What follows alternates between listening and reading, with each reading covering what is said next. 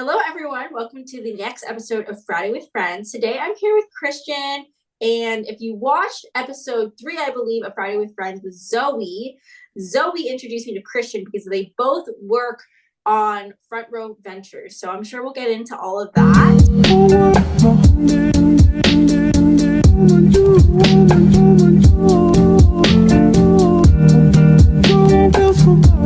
Christian, let's start off with a bit about your upbringing, your high school experience, and your career interests at the time. Awesome. Well, thanks, Wynette, for having me. Shout out to Zoe for making the connection, and yeah, super excited to share my story. So a bit about myself. I grew up in Singapore most of my life. I'd say 8 to 10 years. I was actually born in Japan and lived, previously in Vietnam and Paris. So kind of been all over Asia and Europe, but mostly grew up in Singapore. Spent 2 years in the military. Served as a transport operator. So I was driving ambulances and gun towing for the artillery. So I was posted to the artillery unit. That was pretty, an interesting experience there. I know at that time I wanted to go into law, but I did not get into any law school. I got rejected from most law schools in Singapore. So with a French passport, because of my dad, I took the chance and just told myself, let's go to Canada and see what's happening over there. And that's how I landed at McGill, where I am right now. Great. And you mentioned law school in Singapore. The way it works here in Canada, you do your bachelor's and then you go to law school. Is it different in Singapore?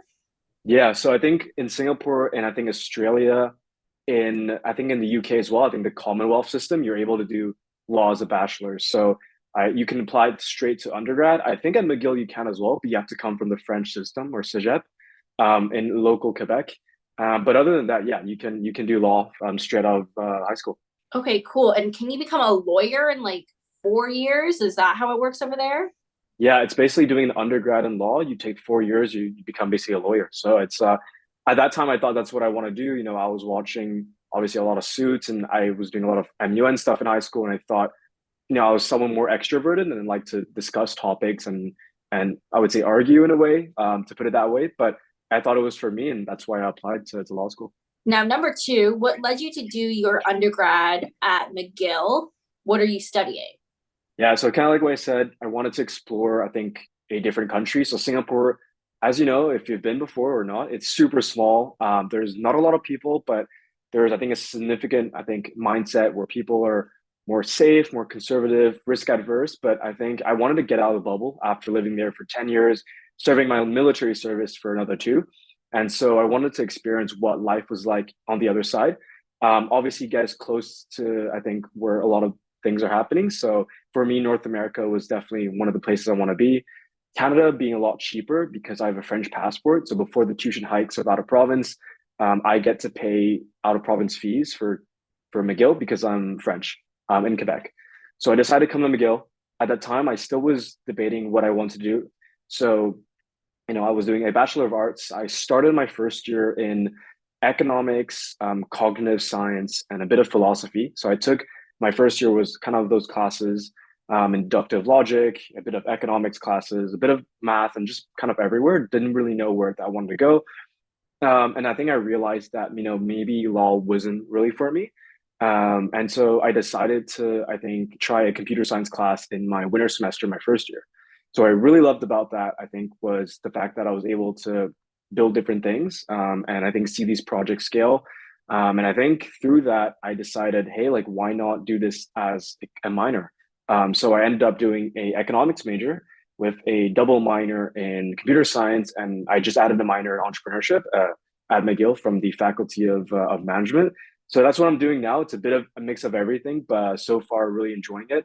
And I think it really encompasses, both the technical side and the more artsy kind of side of economics. I've heard, and I think a bunch of people have heard this, that having a business and technical sense is just so powerful. Can you talk about like being able to do both those classes? Like, do you have to switch like your brain when you're going from class to class, or did you find that it kind of came like natural to you to just do all of them? Yeah, so I think for the business classes I've taken, they're very group project based, and a lot of them are, I think, very case study based. Like I'm, like I'm sure at business schools they do a lot of case studies, and it's a lot about negotiating and trying to crack these cases. So that's very different from my comp sci classes where it's very analysis based. So I'm doing a data science class right now, and we're analyzing hundreds of lines of data in order to make analysis and interpret this kind of data. And I think it's very different work. Like one requires a lot more, I'd say, quantitative but analytical mindset when you're looking at things that are more black and white. And then the more business classes, I'd say, are very like there's no right answer, and there's like a gray zone, and you can argue your way to different arguments. So I think having both has been, like you said, you have to kind of like switch on and switch off, which I think has been okay to transition to. But I think having both skills definitely has helped me, I think, in my internships and different work I've been doing before. Gotcha. Now, speaking of internships, can you share about your entire internship journey so far? Yeah. So long story short, I've done a lot of stints like everywhere. But I would say so my first year, I was really interested in education. The reason was because I think, I came into university with COVID.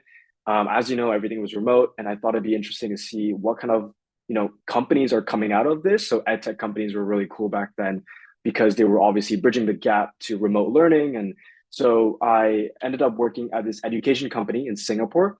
They provide consulting services for, American and European companies that are in education to go to market in Asia. So I was doing a bit of business development there. While I was there, they were building a product called the EdTech Marketplace, which is a B2B SaaS marketplace platform for EdTech products. I was doing a very product related work. So, working the developer, the designer, and, building this platform for this company. So they were basically making a SaaS tool within their company. So that was kind of my first internship that summer. My other notable internship, I think was most recently, was working at Inovia Capital as a venture capital summer analyst. So I think that was that was my favorite internship, I'd say. I really enjoyed it. I got to work on, cybersecurity companies, analyzing due diligence there, writing a cybersecurity report on the state of cybersecurity, but also I think being able to understand what it's like in investing in early stage. So this was like C to Series A kind of investments. But I really honestly loved the experience. So that was kind of my journey, was, first working at a startup. I did a few things in between. I worked at Entrepreneur First, did talent scouting there. I was a project manager at this DeFi option vaults company, a startup in crypto. And then obviously I was doing VC in the last year. So it's kind of been all over the place, but hope that kind of sums up my experiences. Yeah, and when you're in VC, did you do a lot of modeling and, number work? Yeah, so this is a good one. So I don't come from a finance background. So naturally, a lot of this quantitative modeling didn't come as natural to me. But I think what I did was, at least working in the venture team, it was more qualitative analysis than quantitative. So we'd analyze companies, and these companies, they're very early. So maybe they're running for 1 or 2 years. They don't have that much in average recurring revenue and ARR. So a lot of the analysis is, on the founders, on the team, on the market dynamics. So how is the economy doing? What are the things that make it a tailwind or a headwind? So it's a lot more on the macro analysis that I was focused on. And I think economics helped me a lot to understand how everything works together. But I think in terms of the financials, I didn't have to do as much. I think given my background, I did obviously maybe use Excel for some TAM calculations, looking at some financial sheets here and there. But I think other than that, didn't have to do as much rigorous financial analysis. That's what I heard from like another guest on the podcast, Yeah. that he actually did 2+2 Ivy, and in the first 2 years he did econ as well. And he said kind of the exact same thing as you. And like, no, not super numbers based. I've always been super intimidated to get into VC, but especially early stage, like there's not much to go on. When you get later down the line, yeah, there will be more modeling. So that makes sense. Why VC and entrepreneurship rather than banking or consulting? No, for sure. I honestly never really considered both. So I think consulting, maybe I have dabbled in and flirted with the idea of it. I think banking for me, I was never someone who kind of fell in love, I think, with the sheets and the Excel sheets. And I was, I knew that the work hours would be really bad, but not to say that I think VC has, also good hours. But I think, for me, those careers were not something that I was super passionate about. I think for me, the reason why VC was because I had the opportunity to help entrepreneurs. And so this was, even if it was through capital, through, I think, giving advice, through helping them raise the next round or connecting them to different investors or other industry experts. I think for me, the whole entrepreneurship aspect was so much more intriguing than going into consulting or banking. Although those two are definitely great career paths, and a lot of my mentors actually did those before they went to VC, and I think it's a great stepping stone. I think for me, naturally, I was tied to entrepreneurship, and as someone who wants to build something one day, I think the best place you can learn about how to build a company is sitting on the other side of the table and being, an analyst or an investor and understanding why do investors invest in different companies. And that was kind of why I did VC at first, because when I was working at those startups that, maybe didn't raise capital or didn't go dilutive, asking myself like, oh, what would it take for these companies to raise capital and become really big, like the companies we see today, like Khan Academy and EdTech, Instacart and Commerce, and all these massive companies that IPO'd as well. And that curiosity for me was like, let's go to VC and see what are these people doing and how are they investing in companies. And I'm just curious, during your internship, did you see a deal close? Like, how long does it Yeah, usually take? yeah. So I was very lucky at the time. In the summer, I was working on this deal called Cavello. It actually released a few weeks ago. I know you invested in it recently, and me and my mentor, shout out to Etienne if you're ever watching this, but we were working on that company, and we actually ended up investing in them. So the process took, I think, decently long, but I think it really depends on company by company. So I was working. So how it works, maybe just on the deal flow structure, the company comes in either inflow where they come and apply and we kind of look at them, or it's more outbound where we reach out to someone that we see that's interesting. I don't know if it's mostly inbound. So we have these companies maybe referred from partners. We take a week or two to research the market, understand what is the landscape of cybersecurity there, and then we make a small deck first, maybe at first pass of due diligence. We send that to the associates, the partners, and then as that goes by, we do a second due diligence, which is called an investment memo. And through there, it's a lot more quantitative. We look at the numbers, we look at the sheets, we look at a cohort analysis. So there's a lot more like numbers driven there. And then from there, I think we present that to an investment committee. So this investment committee kind of advises if we should invest or not. And then through there, if it goes through, we sign a term sheet, we send that out. There's all the legal stuff behind, which I don't have any idea on the Inovia perspective. But I think it could take up to 2 to 4 months, but sometimes even faster. I think sometimes if the deal is really hot and there are a lot of investors, it can maybe take a few weeks. And it really depends, I think, on the length. But I think the deal I was on lasted the summer, maybe half of it. So I would say like the deal was around 1 to 2 months to close, 3 months, but it really depends on the environment and the company. You mentioned you were on cybersecurity. I'm curious, I know VC teams are leaner in general than banking teams, but how are you divided? Is it sectors or is it just kind of whatever is inbound and what's hot? Yeah, so I think how the team is divided, and I think I can speak of maybe my experience I know, yeah, but generally in VCs, you see like more lean teams because I think they tend to, I think, in my perspective, work better than having maybe like two associates and like 5 to 6 analysts, which I don't think is really needed. So I know your team's really lean. There's like one in the Montreal office, there's one analyst, I think 2 associates, maybe one principal, one VP, and one partner. So maybe 5, 6 in the investment team. How I've seen this develop over, I think, the last few months and the last year is that each person has like almost a specialty. So, how this works is, for example, I was working with an associate and a principal that were really specializing in cybersecurity. So all they would do is research cybersecurity, talk to cybersecurity professionals, investors, and their desk research and everything that they do was revolved around that. So they're experts there.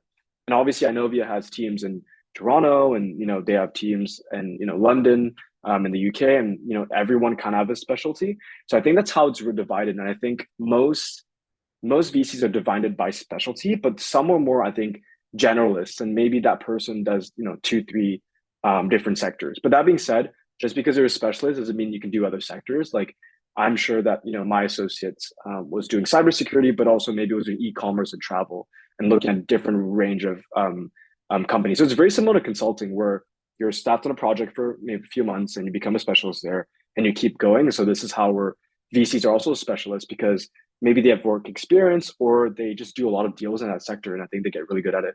You mentioned it's kind of similar to consulting.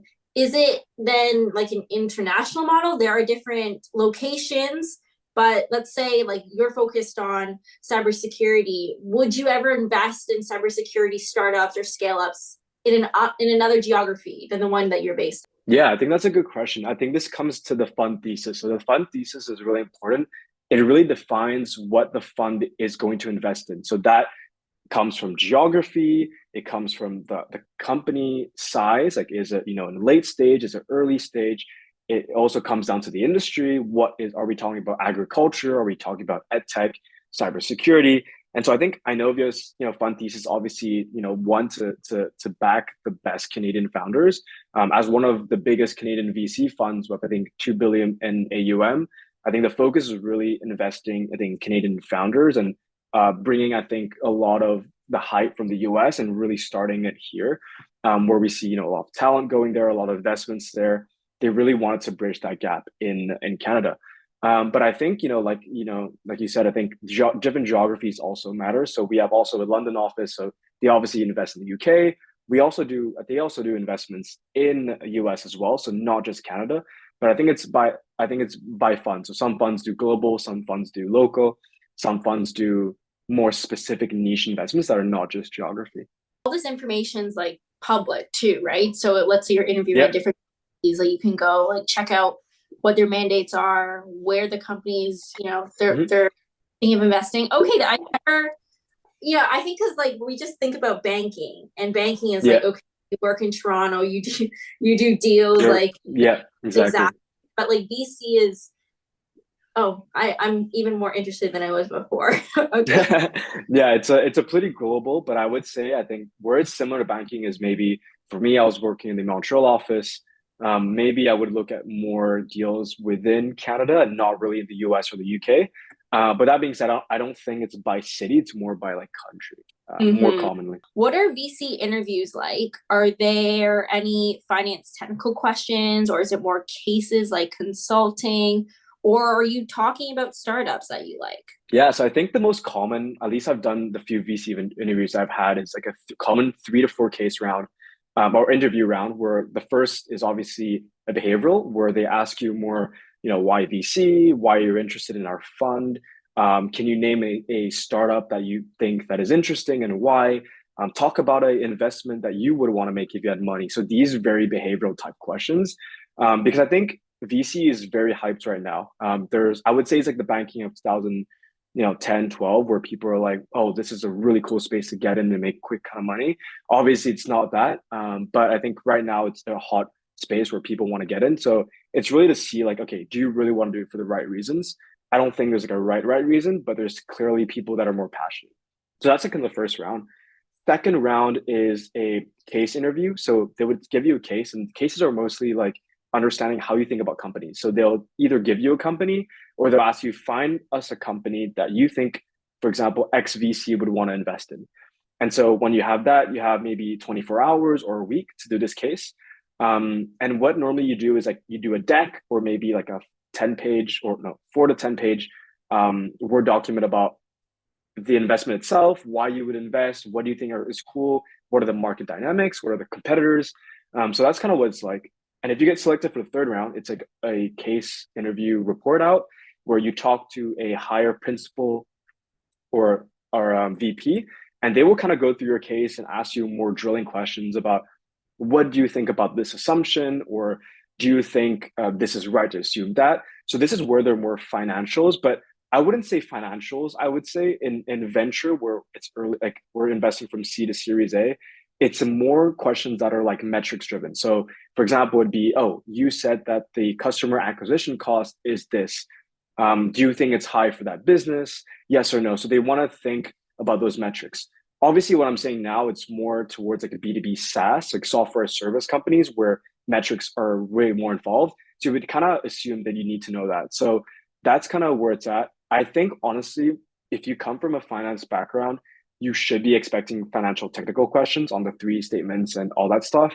But if you come from like a different background, like computer science, engineering, arts, you can expect to have less technical questions in finance because they already know that maybe you don't have the expertise there. And so they won't really test it as much as, if you were interviewing for private equity or banking. So that's like the main difference, I'd say. Thanks. And how long does that process usually take from, let's say, application all the way to offer? Yeah, so I know you blessed me last year. So they took around a month. So I started my interviews around October and I got my final offer like this time last year. So like pretty much a month in. I think it really depends. But I think mostly would be a month. And they normally recruit the year before. So if now we are, November, they would kind of be in mid recruitment up to as far as maybe March or February next year. So it depends the fund. But normally the bigger funds have structured interviews that are from September until December. And then you get your offers around then. And that's for the following summer, most of the time. Do you know how many these funds take? Like, I can't imagine it's like Yeah. classes, bankers, like the big five do. So this is the thing, it's very competitive. So for my team in Montreal, or at least for the position I was interning at, which was VC summer analyst on the venture investment team, they had two spots for the whole summer for, pretty much the fund in Canada. So that being said, it's very competitive. They maybe take one or two interns per summer, maybe three or four if they have like a growth team, so growth equity and venture, so two different teams. But most of the time, if you're looking at VC roles, it's going to be max 2, 3 interns per year, per batch, like a summer or winter. Wow, I didn't think it was going to be two spots. Yeah, Okay. it's super competitive. I didn't expect that as well, but sometimes you try not to think about that. But it's quite competitive to get one of those for sure. So because it's so competitive at one fund and you worked at a bigger fund, like in Canada, could you speak to like the macro VC environment in Canada? Are there many funds? Are there a lot of big funds, small funds? I know there's BDC, which is the Crown Corp. Yep. Like if people are interested in VC, knowing it's so competitive, where should they be looking? Yeah, so there are a lot of funds actually. So you have the pension funds like Ontario's Teachers OTTPP. They are a fund. There's OMERS that, so they're all corporate. No, sorry, the more pension funds. There are corporate funds, corporate VCs. So Deloitte Ventures is basically a corporate VC. But you also have the private funds, like the big ones like Inovia, Real Ventures, Panache, Amplify Capital, Box One Ventures. There are actually a lot in Canada if you think about it. I think it's more in terms of like the name and the reputation. So some are a lot bigger than others just because their AUM is bigger. So Inovia, I would rank it, I'm a bit biased, but I would say it's maybe top two funds in Canada. BDC is a big one, but they're a public corp. So like you said, the Crown Corp, they're the biggest fund in Canada. I think with the AUM they have, but I think they're also public.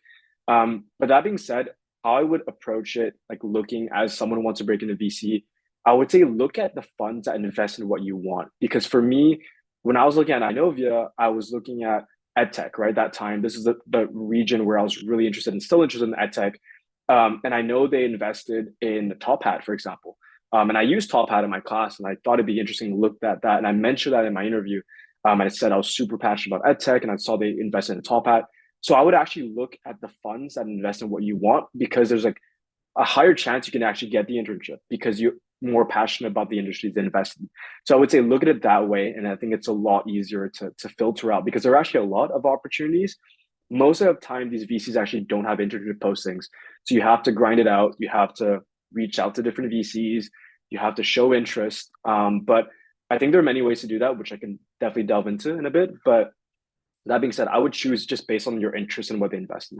This is just like a little tangent, but I'm also super interested in ed tech. Kind of similar to you, like in my first summer, I worked at an ed tech company. They are funded in Awesome. Vancouver, and when they raised like a big round when I was there, and looking at who the investors were, it's like, oh, they're like, it's pretty cool. They're in San Francisco, and it looks like a bunch of them used to be like ex professors almost, and they started a Mhm. fund.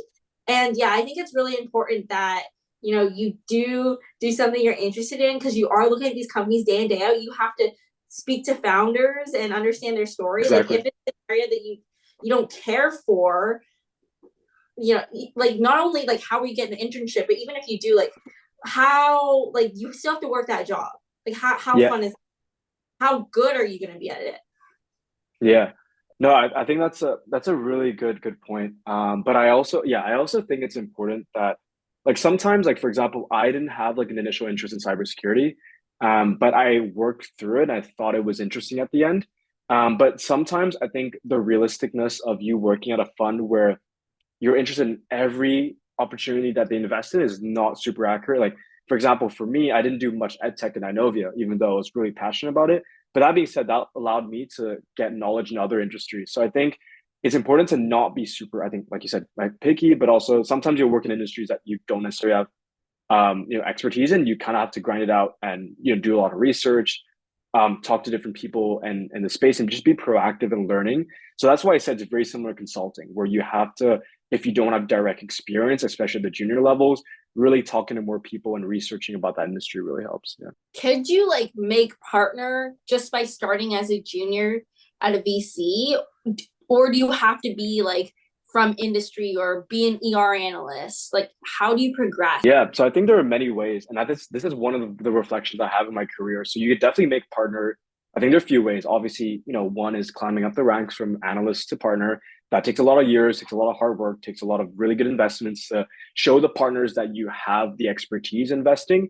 I think an easier way would obviously be, be an exited founder. Maybe you've sold 3 to 4 companies, or even less, or 1 or 2, but have a lot of, even then, not being just a founder, but a lot of operational experience, and then coming in at a higher up rank. So maybe coming in as a principal and then working your way to partner.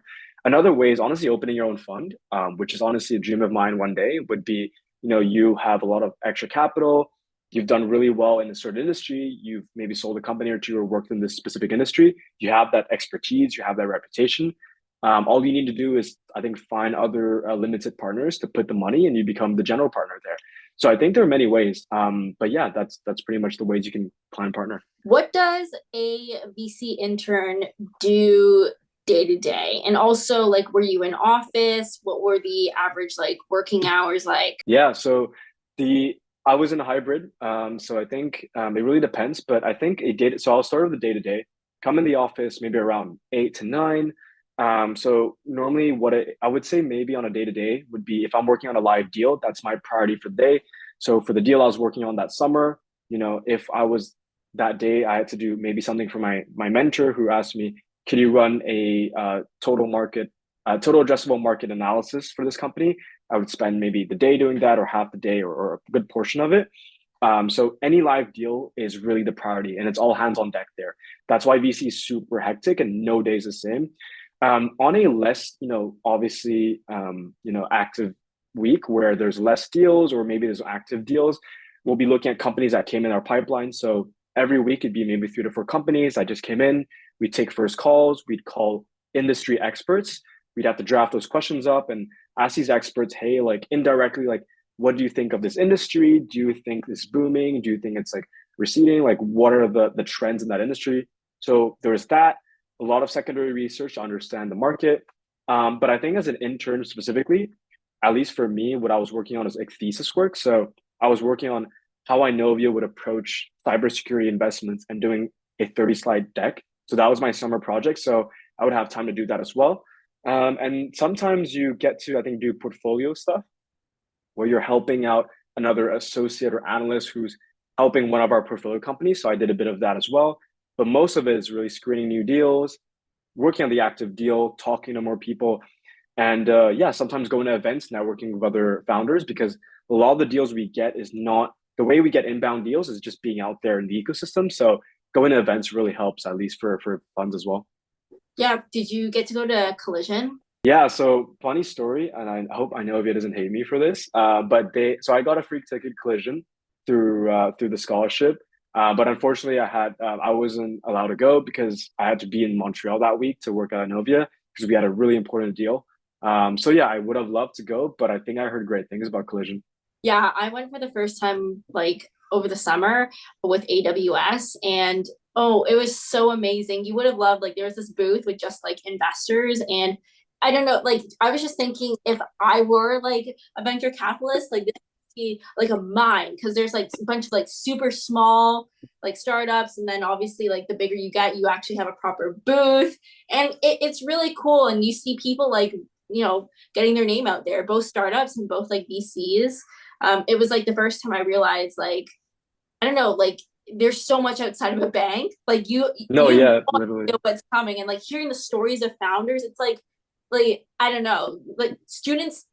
I think students need to explore like technology in BC. Like the ideas are just overflowing with different industries that like I I just want them to explore and like know like things like Collision exists, and it's so exciting. And I think Collision also provides some tickets for students as Yeah, well. that's the one I got actually. So you can apply through, I think their website, they have this like student ticket scholarship. So I got that actually. So like you said, it's for free. Normally it's like a few $100, I think a bit more. But I think like you said, I think Collision must have, I think, all opened the world to entrepreneurship to a lot of people. Because I think at least in commerce, or people in like maybe economics or business, they're very focused on consulting banking, but there's actually so much more than that you can do. You can work, at a startup. It could be sales. It could be as an engineer. It could be in product. It could be in FP&A. Like there's so many things you can do. So I think, like you said, I think it definitely opens a lot of the mindset that you have to go into banking consulting, but there's actually so much more than that. And I think events like that is really eye-opening for people, and especially I think working in VC for me, that's what opened my eye to me. That was just more than that bubble that I could have gone to if I wanted to go like very corporate. You mentioned helping out portfolio companies. So after you invest, how hands-on are you with the portfolio companies? Yeah, so I can't speak too much of Inovia because I didn't do that, but I think it depends. So from what I know, if you're a lead investor in that round, you will be a lot more hands-on because you maybe have a board seat, so you can vote on the decisions of the company, and help out the founder on a more one-to-one basis. So I think there's a lot more portfolio support. I can speak more for Front Row Ventures. So I think for those who don't know, we're a student-run fund that invests in capital for student entrepreneurs. And so we have the investment team, which I'm the director of, and we have the portfolio support team. And so their job is to help these companies go from one round to another, and so help them raise their next round. So that could be, investment fundraising strategy. That could be going through their deck. That could be making introductions. So we're very hands-on there as well. But I think overall, if they're the lead investors, they'll be very hands-on, instead of just like a check for completing the round, for example. What excites you about technology? Like, is there Yeah. anything that really pops out to you? I think for me, what really sparked was I think just being in the COVID era. I think while doing my undergrad and still doing my undergrad, actually, I realized that there were a lot of flaws in the systems and the way that we're being taught. Like, I think these subpar like recordings, or, lecture recordings, the way that we were given material to work remote, even though I think there were so many ways to, I think, innovate. So I think companies like Top Hat, for example, make learning a lot more intuitive for students. And I think for me, that power, I think, of technology is just to make things, I think, a lot easier for us. But also it just make it a lot more faster. So I think, for example, I'm sure you know, I think the rise of AI, and of GPT as well. I think these technologies are just going to enable us to learn faster, do things faster, and get more done in a day that we couldn't previously. So I think that's what excites me about it, is because we can be more productive, we can output more, we can spend more things that maybe we want to spend more time on. So at least for me, technology has enabled me to learn a lot faster at a quicker pace, and that leaves me a lot of time to do other things as well. So I think that's why I'm super passionate, because I think this is just, I think, not even the peak of where it could go in terms of everything AI, but also in terms of its applications of different technologies. And I think, yeah, I think this is definitely the way to go. And it's really cool to see how we did things maybe when we were in our early, 15-year-old, 16-year-old in middle school, and then now being in our early 20s, how like education has changed, for example, and the ways you can learn, I think is really cool.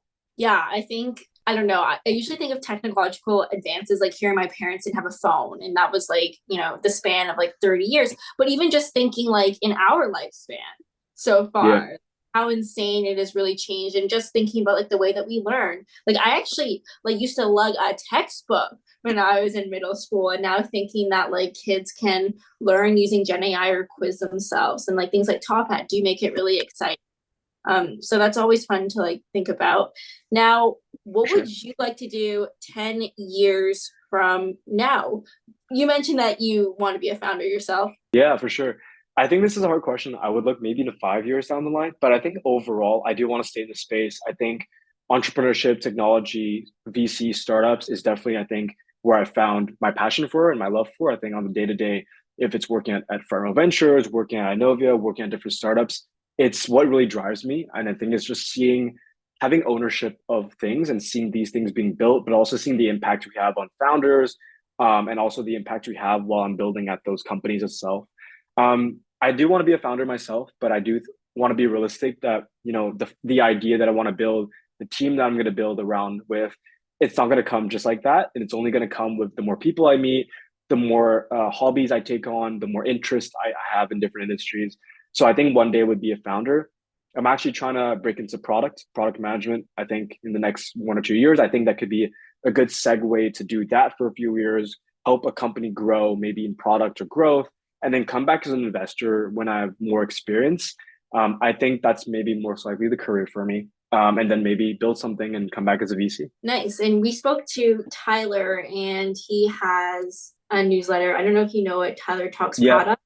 Oh, you do? I've actually seen it.